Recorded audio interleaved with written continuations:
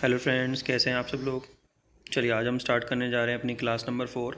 और class number 4 को start करने के साथ साथ हम यहाँ पर नया चैप्टर स्टार्ट करने जा रहे हैं जिसका चैप्टर का नाम है national income and related aggregates. इस चैप्टर में आज हम पढ़ेंगे रिलेटेड एग्रीगेट्स के बारे में और नेशनल इनकम के बारे में। तो सबसे पहले हम नेशनल इनकम से स्टार्ट करते हैं कि नेशनल इनकम क्या होती है। फिर उस नेशनल इनकम से जुड़े हुए जो भी हमारे एग्रीगेट्स हैं, जो टर्मिनोलॉजीज़ हैं उस नेशनल इनकम से रिलेटेड, वो हम पढ़ेंगे। रिलेटेड एग्रीगेट्स का मतलब होता है कि नेशनल इनकम से जुड़ी हुई जो भी टर्मिनोलॉजीज़ होती हैं, जो भी कॉन्सेप्ट्स होते हैं नेशनल इनकम से जुड़े हुए, उन कॉन्सेप्ट्स के बारे में हम पढ़ेंगे। तो सबसे पहले हम स्टार्ट करते हैं कि नेशनल इनकम क्या होती है। किसी भी कंट्री की इकोनॉमिक कंडीशन को मेज़र करने के लिए, किसी भी कंट्री की इकोनॉमिक कंडीशन को जानने के लिए हम क्या करते हैं, नेशनल इनकम को यूज़ करते हैं। तो नेशनल इनकम को हम क्या करते हैं, बेस बनाते हैं और उससे हम अपनी इकोनॉमिक कंडीशन का आइडिया लगाते हैं कि हमारी कंट्री की क्या पोजीशन चल रही है। तो जब हम नेशनल इनकम को कैलकुलेट करते हैं तो नेशनल इनकम को कैलकुलेट करने के लिए हमारे पास 3 मेथड होते हैं, जो कि मैंने क्लास नंबर 3 में आपके साथ डिस्कस किया था। एक बार आप क्लास नंबर 3 में जाकर देख सकते हैं कि नेशनल इनकम को कैलकुलेट करने के कितने मेथड होते हैं। तो there are 3 methods for calculating the national income. ठीक है, एक आपका वैल्यू एडिड मेथड होता है, एक आपका कंजम्पशन मेथड होता है और एक आपका इनकम मेथड होता है। तो मैंने यहाँ पर वहाँ पर मैंने क्लास नंबर 3 में मैंने आपके साथ डिस्कस कर लिया था। आप प्लेलिस्ट में जाके सब्सक्राइब करके वहाँ पर आप देख सकते हैं क्लास नंबर 3 में कि कौन कौन से कितने मेथड्स होते हैं और वो कैसे मेथड्स हमारे सामने बनकर आए हैं। तो यहाँ पर मैंने एग्जांपल लिया कि तीनों मेथड में से मैंने ले लिया value added method. Value added method का मतलब होता है कि पूरी कंट्री में एक पर्टिकुलर ईयर के दौरान, एक ड्यूरिंग द ईयर, पूरे एक साल के अंदर कितना हमारी कंट्री में टोटल आउटपुट हुआ, कितना प्रोडक्शन हुआ। अब उसमें बहुत सारी चीज़ें होती हैं जो हमें इंक्लूड करनी होती हैं, एक्सक्लूड करनी होती हैं। तो यहाँ पर सिर्फ आप ये समझिए कि वैल्यू एडिड का मतलब होता है कि कंट्री में टोटल प्रोडक्शन कितना हुआ, टोटल आउटपुट कितना हुआ, हमारी कंट्री में जितने भी प्रोड्यूसर्स हैं उन्होंने कितना टोटल प्रोड्यूसर ने कितना टोटल आउटपुट गुड्स को प्रोड्यूस किया। तो उसको हम बोलते हैं वैल्यू एडिड मेथड। और इसमें बहुत सारी चीज़ें हैं डिटेल में जो हम क्लास नंबर 5 में डिस्कस करेंगे, जहाँ पर हम नेशनल इनकम को कैलकुलेट करना सीखेंगे। ठीक है, अभी हमने सिर्फ नेशनल इनकम के कैलकुलेट करने के सिर्फ मेथड्स के बारे में डिस्कस किया है कि कितने मेथड्स होते हैं, लेकिन उन मेथड्स को डिटेल में स्टडी हम क्लास नंबर 5 में करेंगे। तो अभी आप ये मान के चलिए कि वैल्यू एडिड मेथड को हमने यूज़ किया, टोटल वैल्यू ऑफ आउटपुट निकाल लिया कि कंट्री में कितना टोटल प्रोडक्शन हुआ है और टोटल कंट्री में जितनी भी फर्म्स ने प्रोडक्शन किया है। ठीक है, ये बेसिकली ये मेजरमेंट कौन करता है, ऊपर देखिए कंट्री में जब इकोनॉमिक कंडीशन को देखा जाता है तो कौन देखता है, गवर्नमेंट देखती है। तो गवर्नमेंट के पास सारा डाटा होता है कि कंट्री में कितनी फर्म्स हैं ओवरऑल, मतलब हालांकि सभी फर्म्स को तो गवर्नमेंट नहीं देख पाती, कंपनी के पास जिन जिन के रिकॉर्ड्स होते हैं उनसे गवर्नमेंट एक रफली आइडिया ले लेती है कि हाँ भाई इतना प्रोडक्शन हुआ होगा। तो गवर्नमेंट क्या करती है, इन मेथड्स को यूज़ करती है कंट्री की इकोनॉमिक कंडीशन को देखने के लिए। तो यहाँ पर मान लीजिए कि टोटल वैल्यू ऑफ आउटपुट निकाल लिया, तो जो टोटल वैल्यू ऑफ आउटपुट निकलेगा उसे हम नेशनल इनकम भी कह सकते हैं और हम उसे जीडीपी भी कह सकते हैं। अब जब हमारा टोटल वैल्यू ऑफ आउटपुट निकल के आता है तो वो टोटल वैल्यू ऑफ आउटपुट वो निकल के आता है जो वैल्यू हमें मार्केट में सेल करनी होती है, मार्केट प्राइस पे वैल्यू निकल के आती है। तो उसे हम बोलते हैं जीडीपी एट मार्केट प्राइस। मतलब डोमेस्टिकली ग्रॉस लेवल पर आपने कितना प्रोडक्शन किया और वो वैल्यू, जिस वैल्यू पर आप उस प्रोडक्शन को बेचने जा रहे हो, मतलब पूरी कंट्री में जितना भी प्रोडक्शन हुआ उसकी मार्केट वैल्यू लेकर हम कैलकुलेट करते हैं, जिसे हम बोलते हैं जीडीपी। अब यहाँ पर ग्रॉस का मतलब क्या है, जी का मतलब है ग्रॉस, देखिए मैंने यहाँ पर मेंशन किया हुआ है। जी का मतलब है ग्रॉस, डी का मतलब है डोमेस्टिक, पी का मतलब प्रोडक्ट। पी का मतलब तो हो गया प्रोडक्शन, जो प्रोडक्शन आपने किया है प्रोडक्ट्स का, चाहे वो कंज्यूमेबल गुड्स हो चाहे वो आपका कैपिटल गुड्स हो। डी का मतलब होता है डोमेस्टिकली आपने अपने विद इन द कंट्री कितना प्रोडक्शन किया है। और जी का मतलब होता है ग्रॉस। ग्रॉस का मतलब ये होता है कि जो आपने कैपिटल गुड्स का प्रोडक्शन किया है, जो मशीनरी इक्विपमेंट्स या फिर आपने जो बिल्डिंग का कंस्ट्रक्शन किया है, जो भी आपने मशीनरी वगैरह जो फिक्स असेट्स का प्रोडक्शन किया है, ठीक है, फिजिकल फॉर्म वाली जो चीज़ें होती हैं, जो आपकी कैपिटल गुड्स होती हैं, उनका प्रोडक्शन किया है, जिन्हें हम अपने फर्दर बिजनेस में इस्तेमाल करते हैं।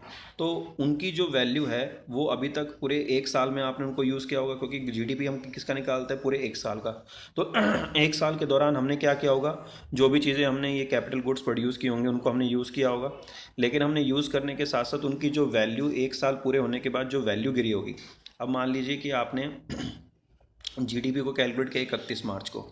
लेकिन आप जीडीपी ले कब से रहे हो, मतलब प्रोडक्शन की वैल्यू कब से ले रहे हो, पूरे एक साल की, 1 अप्रैल से लेकर, मान लीजिए 1 अप्रैल 2019 से लेकर 31 मार्च 2020 तक आप आ गए।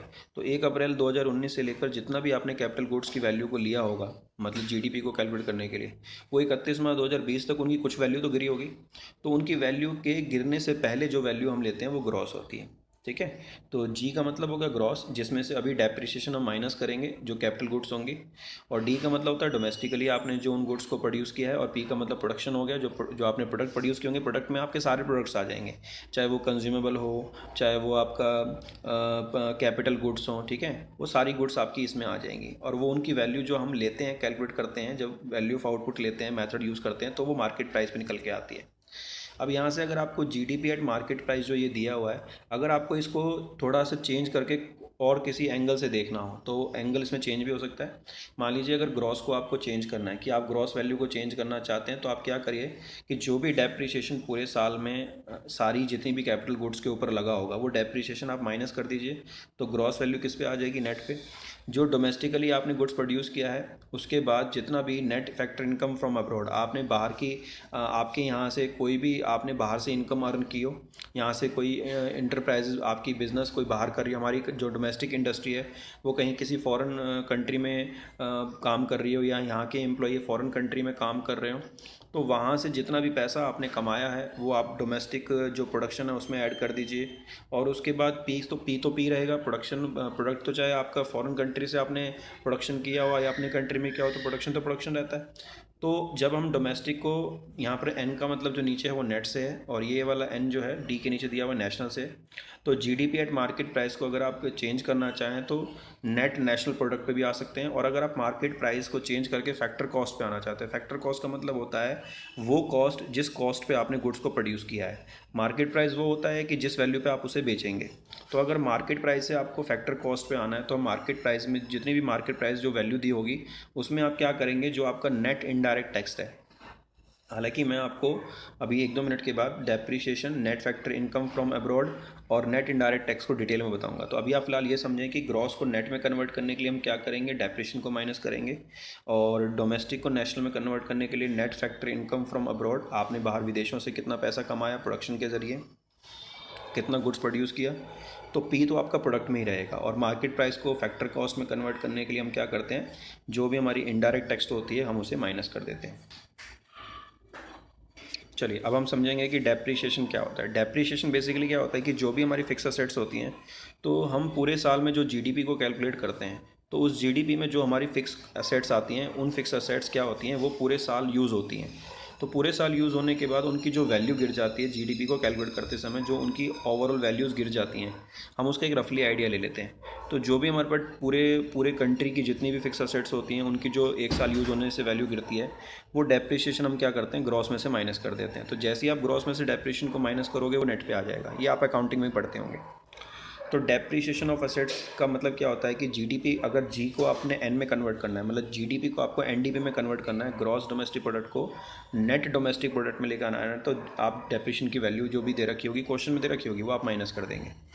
अब ये डेप्रिसिएशन हम लगाते क्यों हैं, डेप्रिसिएशन लगाने के रीज़न क्या है। सबसे पहला नॉर्मल वियर एंड टियर, हम लगातार जो अपनी फिक्स असेट्स को यूज़ करते हैं, तो फिक्स असेट्स को यूज़ करते करते क्या होता है कि मशीनरी की जो कैपेसिटी होती है, जो एफिशिएंसी होती है, वो धीरे धीरे गिर जाती है। तो जो उसकी एफिशिएंसी गिरेगी, तो समझ लो मार्केट में उसकी वैल्यू कुछ ना कुछ तो गिरेगी, अगर बाई चांस आप उसे बेचते हैं। और उसके बाद है पैसेज ऑफ टाइम। क्या होता है कि जैसे जैसे हम मशीनरी को यूज़ करते रहते हैं, तो वेदर की वजह से, इन्वायरमेंटल कंडीशन की वजह से क्या होता है कि मशीनरी में गिरावट आना शुरू हो जाती है। अब मान लीजिए अगर आपने एक गाड़ी खरीदी और गाड़ी को आपने बाहर खड़ा कर दिया, तो धूप की वजह से, बारिश की वजह से, धूल मिट्टी की वजह से उसका रंग कम होना शुरू हो जाता है। कहीं ना कहीं उसमें जो उसकी एफिशिएंसी होती है, इंजन होता है, उसमें प्रॉब्लम आनी शुरू हो जाती है। तो कहीं ना कहीं एक समय के बाद जो मशीनरी होती है, चाहे आप उसे यूज़ करें चाहे ना करें, उसमें गिरावट आना तो शुरू हो जाती है। उसकी वर्किंग जो एफिशिएंसी होती है वो गिरना शुरू हो जाती है।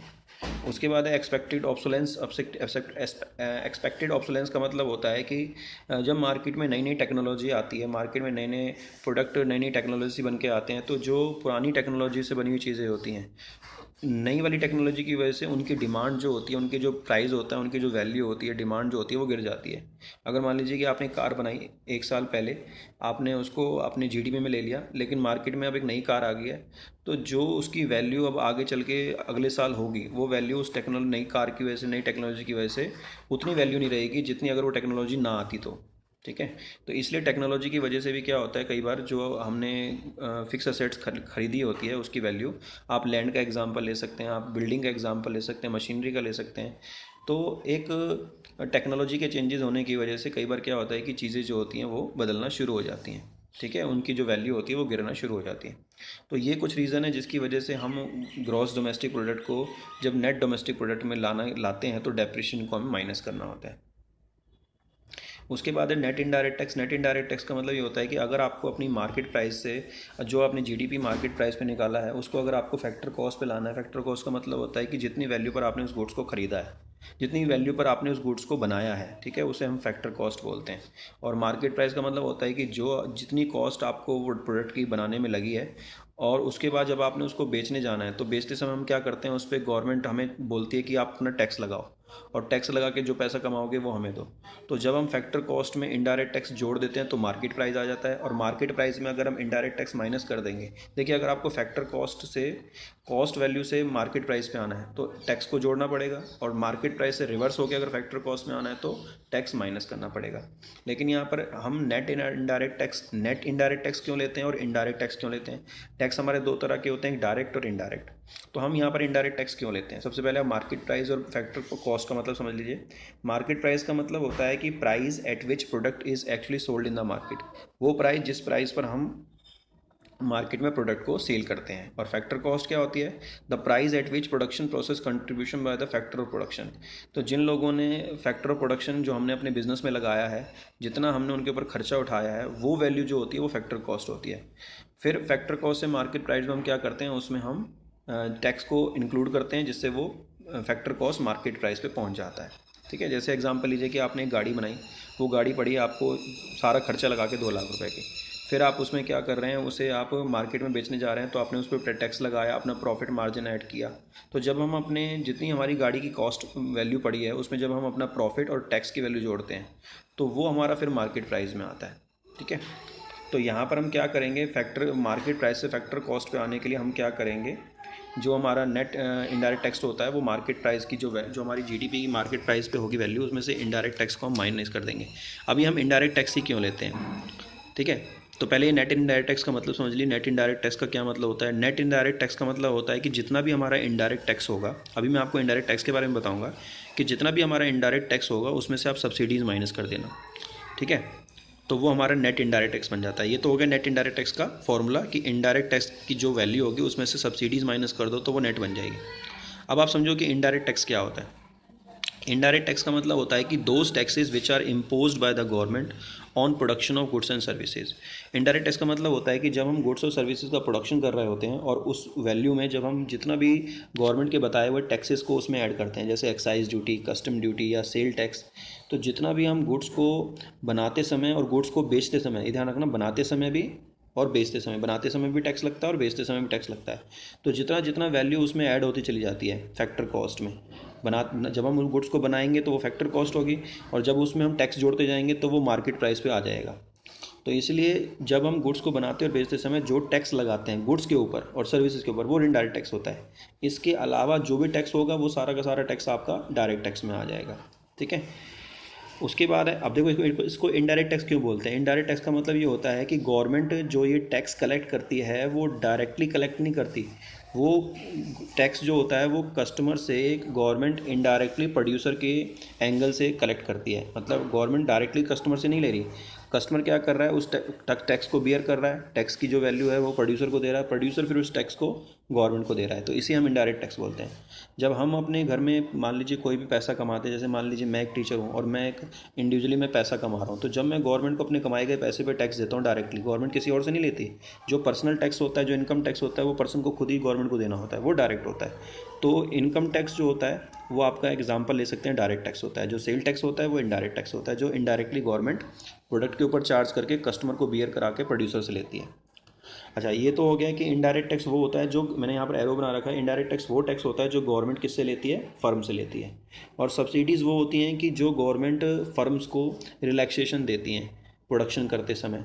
अब कौन सी फर्म को देती हैं सब्सिडी? सब्सिडीज़ का मतलब होता है रिलैक्सेशन देना, जैसे सस्ते रेट पर लोन दे दिया, या कोई ज़मीन सस्ते दाम पर दे दी, या फिर उनको जो टैक्स है उसमें रिलैक्सेशन दे दिया कि आप कम टैक्स भरो, या उनको मुफ्त बिजली दे दी, इलेक्ट्रिसिटी फैसिलिटी दे दी।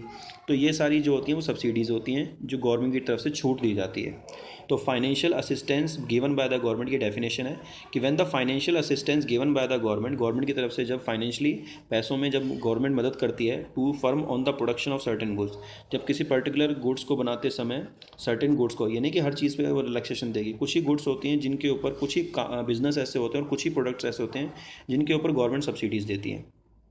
जैसे हमारे जो लघु उद्योग होते हैं, जो बैकवर्ड एरियाज़ में जो प्रोडक्शन किया जाता है जिन चीज़ों का, जिससे कंट्री में एम्प्लॉयमेंट या जो वीकर सेक्शन ऑफ सोसाइटी हैं वो डेवलप करती हैं, जो बिज़नेस ऐसे इलाकों में खोले जाते हैं उनको सब्सिडीज़ मिलती हैं।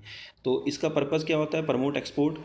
सबसे पहले सब्सिडीज़ देने का मतलब पर्पज़ ये होता है कि इससे हमारे कंट्री में क्या होगा कि जो एक्सपोर्ट होगा वो बढ़ेगा, क्योंकि नई नई इंडस्ट्रीज़ आएंगी और उससे जो इंडस्ट्री खोलेंगे उनसे जो हमारा प्रोडक्ट है हमारे कंट्री में, बेसिकली ये जो गुड्स बनाई जाती है ना, जो गवर्नमेंट की तरफ से जिन गुड्स के लिए कंसेशन दिया जाता है, ये बेसिकली गवर्नमेंट एक्सपोर्ट को प्रमोट करने के लिए उन्हीं गुड्स को जो एक्सपोर्ट में यूज़ होते हैं गुड्स, उनके ऊपर कंसेशन देती है। ठीक है, जैसे हमारे कंट्री में कुछ ऐसी चीज़ें होती हैं जो बाहर विदेशों में भेजी जाती हैं, जैसे हमारी हैंडीक्राफ्ट्स, पहले एक टाइम में इंडिपेंडेंस से पहले जो हैंडीक्राफ्ट्स यूज़ होते थे उनका बहुत ज़्यादा हमारी कंट्री में एक्सपोर्ट हुआ करता था।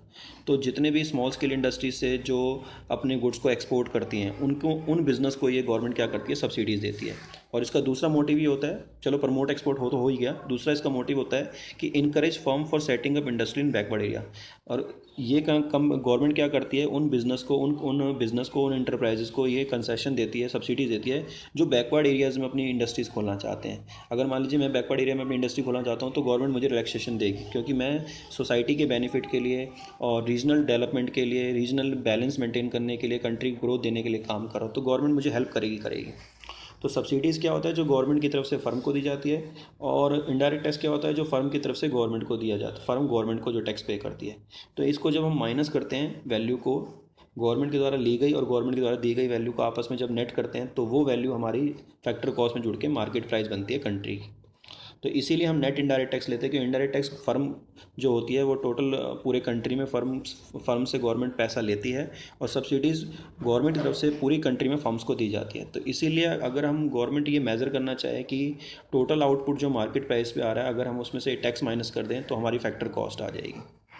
तो इसीलिए नेट इनडायरेक्ट टैक्स को निकाला जाता है, क्योंकि दोनों वैल्यूज़ में एक वैल्यू गवर्नमेंट फर्म से लेती है और एक वैल्यू गवर्नमेंट फर्म को देती है। तो नेट वैल्यू को हमें लेना पड़ता है मार्केट प्राइस से फैक्टर कॉस्ट पे आने के लिए। यहाँ पर देखिए मैंने एग्जांपल दिया हुआ है इनडायरेक्ट टैक्स का, सेल टैक्स हो गया, एक्साइज ड्यूटी हो गया, कस्टम ड्यूटी हो गया, एंटरटेनमेंट टैक्स हो गया। ये सारे के सारे टैक्स इनडायरेक्ट टैक्स होते हैं जो इनडायरेक्टली गवर्नमेंट लेती है। अब इन सारे के सारे टैक्स को भी रिसेंटली कुछ एक दो साल पहले इन सबको मर्ज करके एक ही टैक्स बना दिया गया फाइनेंशियल डिपार्टमेंट ने, जो सेंट्रल गवर्नमेंट की डिपार्टमेंट है फाइनेंस डिपार्टमेंट, उन्होंने जीएसटी को लॉन्च कर दिया है कि अब एक ही टैक्स होगा, गुड्स एंड सर्विस टैक्स।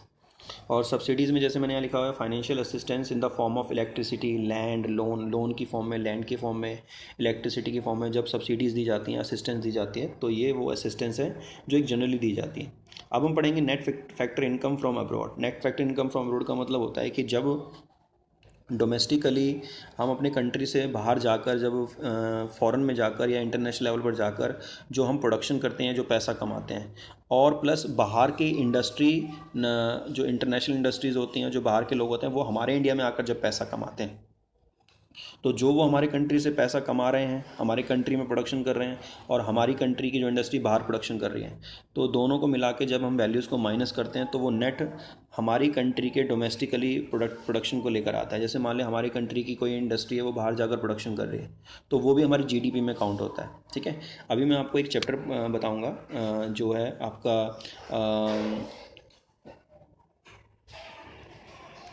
जो है आपका basic concept of micro economy. तो मैं वहाँ पर ये वाली बात बताऊँगा कि जब हमारी कंट्री की इंडस्ट्री दूसरी कंट्री में जाकर प्रोडक्शन करती है तो वो भी हमारी जीडीपी में कैसे काउंट होता है, क्यों होता है। तो वो मैं चैप्टर नंबर 2 स्टार्ट करूँगा, तो वहाँ पर आपको बताऊँगा basic concept of macro economics वाले पार्ट में। तो अभी आप ये समझिए कि हमारी कंट्री में कोई भी इंडस्ट्री जब दूसरी कंट्री में जाकर प्रोडक्शन करेगी तो वो भी हमारी कंट्री की जीडीपी में काउंट होता है। लेकिन कोई इंडस्ट्री अगर हमारे इंडिया में प्रोडक्शन कर रही है लेकिन है वो बाहर की, तो वो क्या होगा, वो हमारी कंट्री की जीडीपी में काउंट नहीं होगा, वो उस कंट्री की जीडीपी में काउंट होगा जिस कंट्री की वो इंडस्ट्री है। लेकिन ये ध्यान रखना, इसमें ना एक फैक्टर होता है 1 साल का। जैसे मान लीजिए कि हमारी कंट्री की कोई भी एम्प्लॉय या कोई भी इंडस्ट्री बाहर जाकर आउटपुट प्रोड्यूस करती है, ठीक है, और वो उस इंडस्ट्री को वहाँ पर 1 साल से कम का समय हुआ है। अगर 1 साल से कम का समय हुआ है तो वो जीडीपी में आएगा, और 1 साल से ज़्यादा हो गया है तो फिर वो वहीं की कंट्री की जीडीपी में काउंट होगा। इसलिए 1 साल का बेस मान के चलना कि अगर कोई भी इंडस्ट्री ने किसी दूसरी कंट्री में जाकर प्रोडक्शन किया है और उसे अभी वहाँ पर एस्टेब्लिश्ड हुए 1 साल से कम का समय हुआ है, तो फिर वो आपका क्या होगा, आपका डोमेस्टिक प्रोडक्शन में आ जाएगा। और अगर मान लीजिए हमारी कंट्री में कोई इंडस्ट्री है, उसे यहाँ पर 4-5 साल हो गए, तो फिर वो हमारी ही जीडीपी में आ जाएगा। लेकिन अगर उसे 1 साल से कम का समय हुआ, अभी 1 ही साल हुआ है, तो वो अपनी कंट्री की जीडीपी में उसकी वैल्यू ऐड होगी, हमारी कंट्री में नहीं होगी। तभी हम क्या करते हैं, factor income earn from abroad और minus factor income paid to abroad. जब हम अब्रॉड से हम कोई फैक्टर सर्विसेज देकर पैसा कमाते हैं और हमारी कंट्री में जो लोग पैसा कमाते हैं फैक्टर सर्विसेज देके, तो हम उसे आपस में एक दूसरे से माइनस करके net factor income from abroad निकालते हैं। तो इसके 3 एलिमेंट हैं, एक तो है net compensation to employ, net income from property and entrepreneurship और नेट रिटेन्ड अर्निंग। ये तीनों चीज़ें होती हैं जिनको हम, तीनों एलिमेंट्स होते हैं net factor income from abroad के, जिसमें सबसे पहला आता है net compensation to employ. Net compensation to employ का मतलब होता है कि जितना भी income received by resident worker living on employ abroad less than 1 year, अगर हमारे कंट्री के किसी भी रेजिडेंट ने फॉरेन में जाकर काम किया और वहाँ पर उसने 1 साल के अंदर अंदर जितना भी पैसा कमाया वो हमारे जीडीपी में काउंट होगा। और इसी तरीके से किसी भी फॉरेनर ने हमारे इंडिया में आकर 1 साल से कम के लिए यहाँ पर सर्विसेज दी, यहाँ पर पैसा कमाया, तो वो हमारी जीडीपी में काउंट नहीं होगा। तो जो हमने कमाया और जो हमने यहाँ के जो फॉरेनर को जो यहाँ पर काम कर रहा था, जो नॉन रेजिडेंट था, उसको जो पैसा दिया, तो उन दोनों वैल्यू को आपस में माइनस कर देंगे, तो वो क्या होगा, नेट कंपनसेशन टू एम्प्लॉय हो जाएगा। इसी तरीके से हम प्रॉपर्टी और एंटरप्रेन्योरशिप का एग्जांपल भी ले लेंगे और रिटेन अर्निंग का भी ले लेंगे। यहाँ पर आपको लिखा हुआ है, आप उसको रीड कर सकते हैं। तो ये तीनों एलिमेंट्स आपके क्या होंगे, net factor income from abroad में काउंट होंगे, ठीक है। प्रॉपर्टी भी इसी तरीके से, हमारी प्रॉपर्टी से हमने मान लीजिए फॉरेन में कोई प्रॉपर्टी लगा रखी है, उससे पैसा कमाया, या किसी फॉरेनर ने हमारे इंडिया में अपनी प्रॉपर्टी लगा रखी है नॉन रेजिडेंट ने। लेकिन फैक्टर, इन सारी वैल्यूज़ को काउंट करते समय आपने 1 साल का बेस जरूर लेना है कि जो भी आप पैसा कमाएंगे, अगर उसको कमाते समय 1 साल से कम का समय हुआ है, बाहर अगर आपने फ़ॉरेन में कोई फैक्टर सर्विसेज दिया है या कोई अपना बिजनेस सेटअप किया और उससे आपने 1 साल के अंदर अंदर जो पैसा कमाया है, तो वो आपकी जीडीपी में काउंट होगा।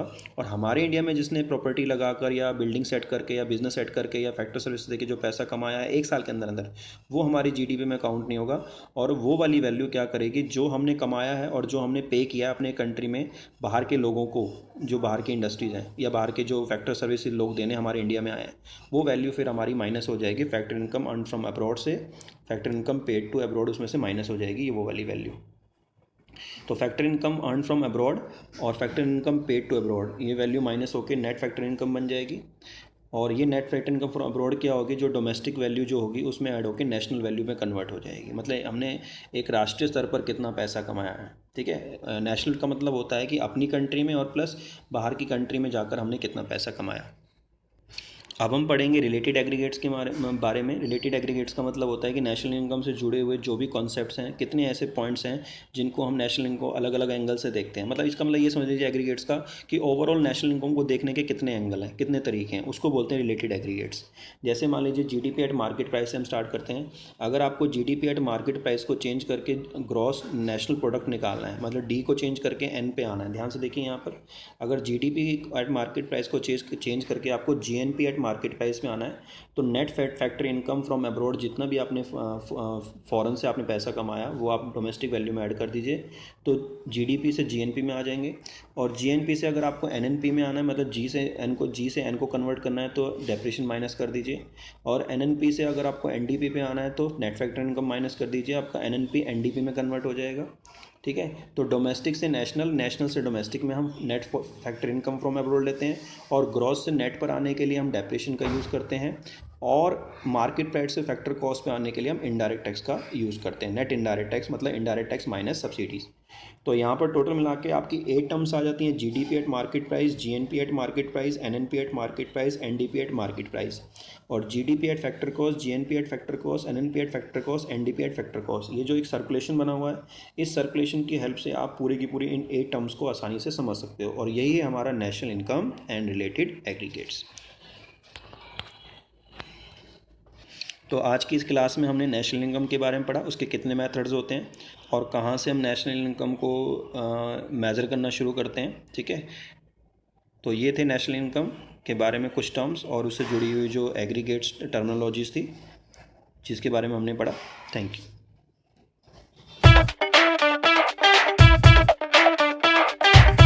Subscribe now and press the bell icon. Never miss an update.